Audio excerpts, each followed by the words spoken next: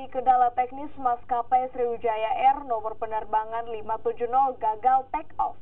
Insiden ini sempat membuat penumpang panik dan turun dari pesawat.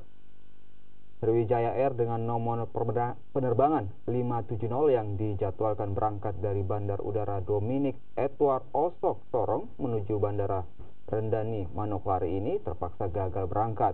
Akibatnya 33 penumpang dari 141 penumpang membatalkan penerbangan dan meminta ganti rugi. Sementara penumpang lainnya tetap kembali berangkat dengan menggunakan pesawat yang sama setelah mengalami perbaikan. Pihak Bandara Dio Sorong sendiri berjanji akan lebih meningkatkan pengawasan bagi semua maskapai penerbangan agar tidak mengalami kendala yang sama. Penumpang merasa kok nggak ada pengumuman, kenapa lama baru berangkat. Akhirnya penumpang diinformasikan oleh pramugari untuk turun ke terminal kembali. Saya sudah turun dan di situ diperbaiki pesawatnya.